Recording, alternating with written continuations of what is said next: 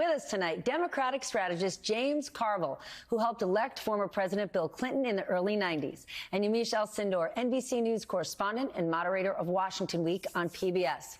Mr. Carville, you are the man who coined the phrase, "It's the economy, stupid."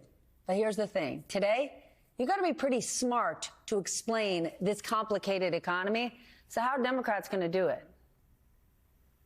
Well, I don't know if you have to explain it. Of course, you got the bad economy, the inflation, which actually the core inflation rate wasn't as bad as they thought. It's a good economy. You got hourly wage workers have more leverage than they've ever had before. More people are quitting jobs and getting better jobs than you ever had before. And the hope is that between now and in November, that wage growth exceeds the inflation rate. And there's some people that think there's a reasonable chance of that. So you go out and you talk about the good things in the economy and you hope the bad things resolve themselves. That's all you can do. You have no other choice. If inflation is 8.5% in November, we're going to lose. Okay? If wage growth is 6%, inflation is 4%, we might be in the game. But you need a little luck here. Well, making it simple. Well, Yamiche, the president is going to speak about the economy tomorrow. Does he have a new message?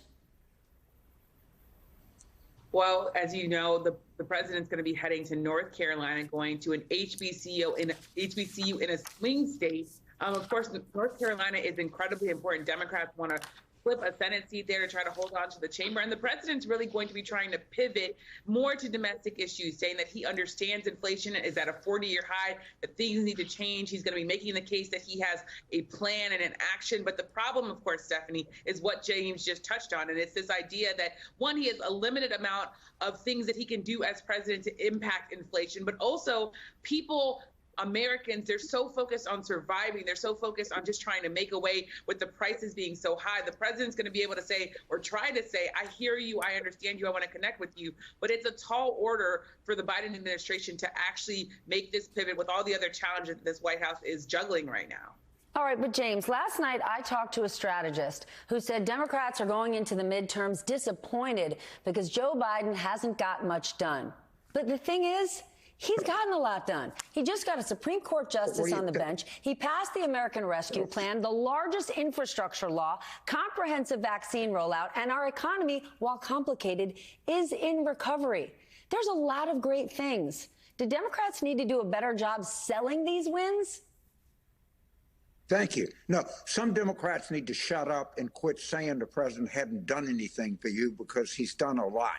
And if you look at his approval rating just among Democrats, it's running somewhere 15 to 20 points below where it should be.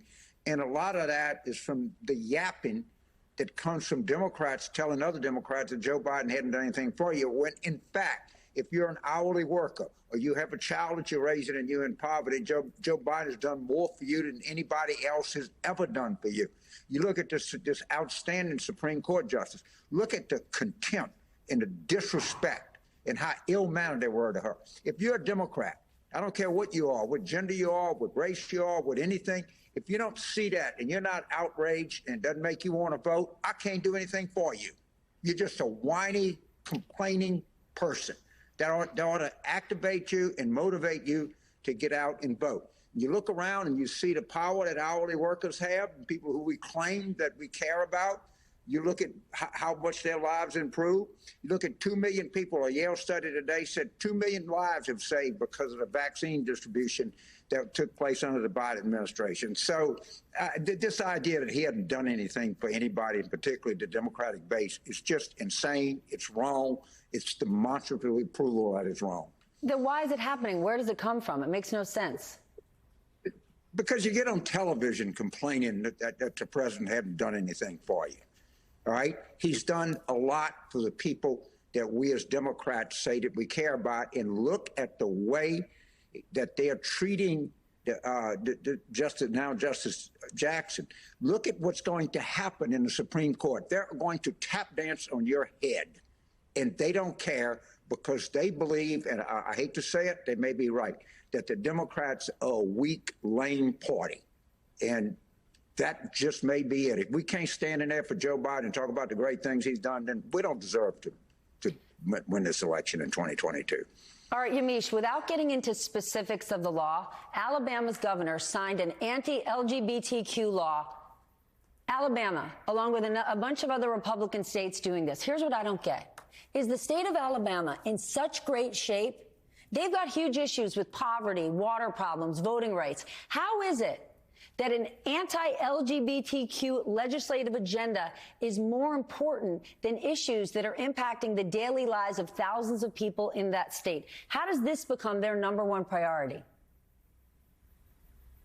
Well, Stephanie, it's such a great question because critics of what's happening in Alabama say that this is all about politics. It's all about an election year, and that Republicans in some ways understand what really motivates their base. It's that they make this argument about culture wars. They want to lean in on transgender rights. They want to talk about crime. They want to talk about critical race theory. They want to get people feeling like America is slipping through their fingers.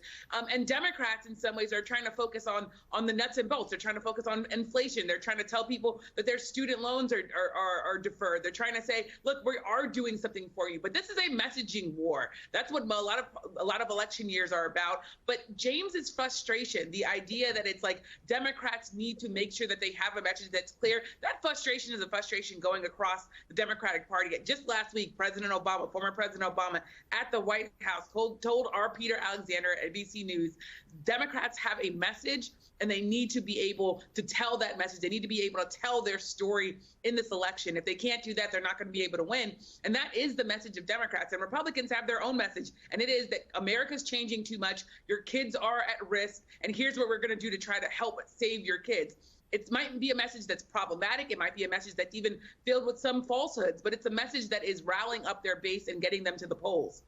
James, I would guess jobs, healthcare, education, that would get Republicans to the polls. Why is an anti-LGBTQ agenda such a win for them?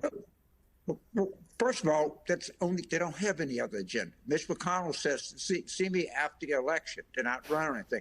So let's take 0.6% of the population, these children who are, I don't know, 5 times more likely to commit suicide, have mental problems. Why are we picking on them? And we should be trying to help these trans kids, help them to try to get along in the world and not have the terrible mental problems that they have. It's just the point of it is just cruelty. It's just to be mean, to hear some people that are vulnerable, and let's just go out and put them front and center, make them the issue in election, because we don't have anything to run on other than Rick Scott and Ron Johnson's plan to raise money to raise taxes on 40% of the people in America who can ill afford it. And that gets Republicans excited to vote? I'm not a Republican, so what gets me excited to vote, I'm a Democrat. What gets me excited to vote is to see the way that Judge Jackson was treated. What gets me excited to vote is to see that hourly workers now have some options in front of them and more of them have health care. But I can't explain it to you because I'm a flawed person. In many ways, I'm a bad person. I don't think I'm a cruel person. And this is just being cruel to people that don't need our compassion. They don't need our cruelty. Well, it sounds like you've got a lot to be excited about come the midterms. James Carville, good to see you. Yamiche Alcindor, thank you as well. Thank you. And thank you, Eunice. Thank you, Stephanie.